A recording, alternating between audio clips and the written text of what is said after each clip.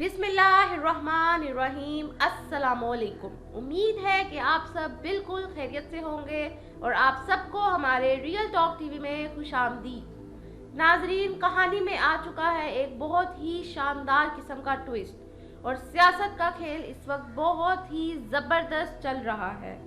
क्योंकि election commission जो है वो हुकूमत के सामने अपने घुटने टेक चुका है और जो अपोजिशन को सेनेट में एक सीट मिल गई है जो कि यूसुफ रज़ा गिलानी की है, जिस पर अपोजिशन बहुत ही इतरा भी रही है और जश्न भी मना रही है। इनकी ये सीट भी नहीं रहने वाली और दुनिया के सामने तो ये लोग पहले ही बेनकाब हो चुके हैं।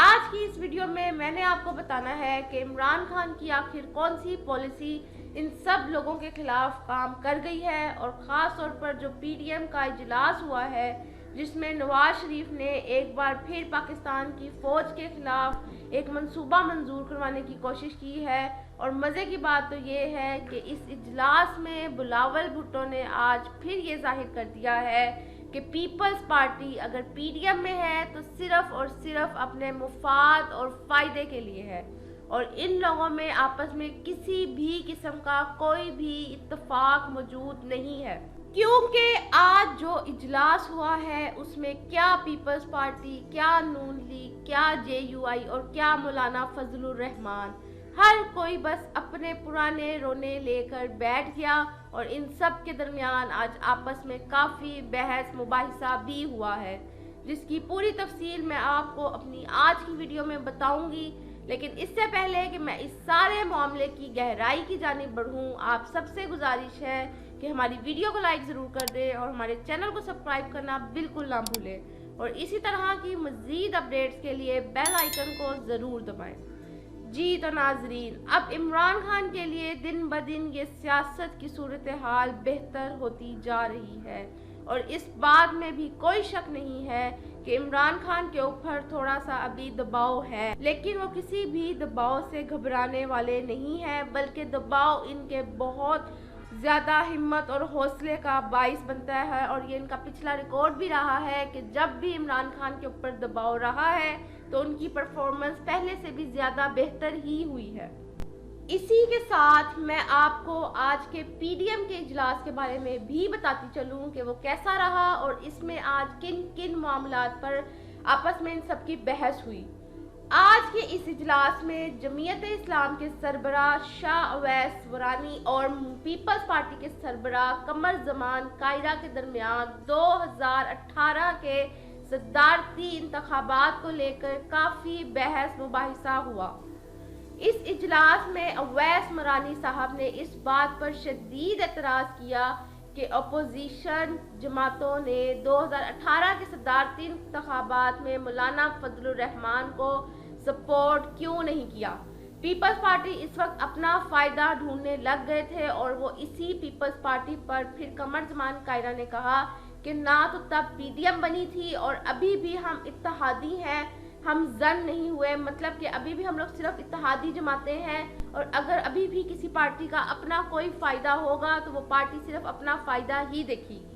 और इसी इजलास में जब नवाज शरीफ ने लॉन्ग मार्च के हवाले से मशवरा दिया तो फिर इनकी किसी ने दोबारा नहीं सुनी और सब ने बिलावल भुट्टो को ही सपोर्ट किया कि लॉन्ग मार्च 26 मार्च से लेकर 30 मार्च तक होगी, और जिस तरह बिलावल भुट्टो ने कहा कि वो इस्लामाबाद में होगी तो तब सब लोगों ने उनको ही सपोर्ट किया।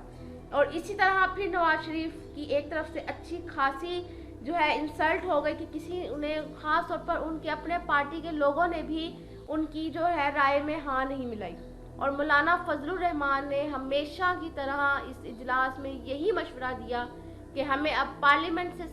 हम सब पार्टियों को पार्लियामेंट से इस्तीफ़ा दे देना चाहिए और सारी तवज्जो जो है वो हमें हुकूमत पर लगा देनी चाहिए, क्योंकि इनकी अपनी तो कोई सीट है नहीं पार्लियामेंट में और वो चाहते हैं कि बाकी भी किसी रहनुमा की सीट ना रहे।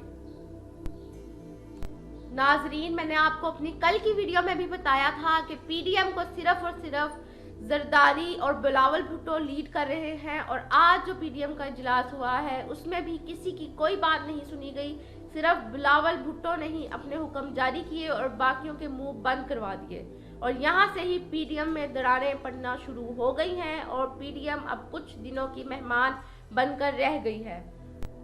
और सोने पर सुहागा, इलेक्शन कमीशन ऑफ पाकिस्तान ने सेनेट अरकान की खरीदो फरोख्त वाली स्कैंडल वीडियो केस की फौरी समाअत की इत्तला मंजूर कर ली है। यूसुफ रजा गिलानी के हल्फ उठाने से पहले ही आज इसकी समाअत हो जाएगी और तहरीक इंसाफ ने भी इलेक्शन कमीशन से दरख्वास्त की है कि फ़ौरन इस केस की समाअत कर दी जाए और इलेक्शन कमीशन ने ये दरख्वास्त भी मंजूर कर ली है। और इस सारे स्कैंडल की वीडियो तो आप सब देख ही चुके हैं और मरियम नवाज ने भी ये बयान दे दिया है कि इलेक्शन के अंदर पैसे नहीं बल्कि मुस्लिम लीग नवाज की टिकट चली है,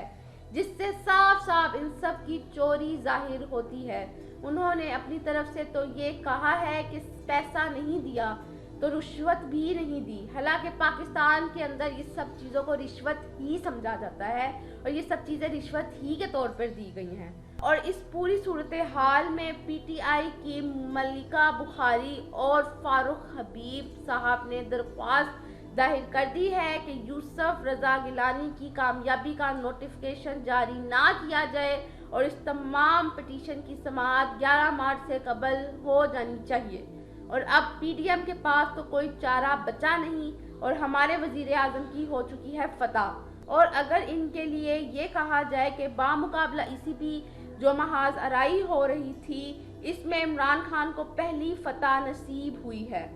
कि एटलीस्ट इनकी दरख्वास्त तो सुन ली गई है और इस बात की भी पूरी उम्मीद है कि इलेक्शन कमीशन अपनी रही सही साख बचाने के लिए मेरिट पर ही फैसला करेगा और इंशाल्लाह यूसुफ रजा गिलानी की कामयाबी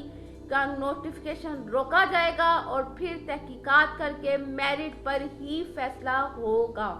तो नाजरीन, ये थी आज की ताज़ा तरीन खबर जिससे सियासत अब नया रुख इख्तियार कर रही है और आने वाला वक्त रिश्वत खोरों के लिए बहुत ही भारी साबित होने वाला है। और इस सारे मामले में अगर आप लोग भी हमसे कुछ पूछना चाहते हैं या अपनी राय का इजहार करना चाहते हैं तो कमेंट सेक्शन में कमेंट ज़रूर करें। और अगर आपको हमारी ये वीडियो अच्छी लगी है तो हमारी वीडियो को लाइक ज़रूर करें और हमारे चैनल को सब्सक्राइब करना बिल्कुल ना भूलें। और इसी तरह की मज़ीद अपडेट्स के लिए बेल आइकन को ज़रूर दबाएं। शुक्रिया।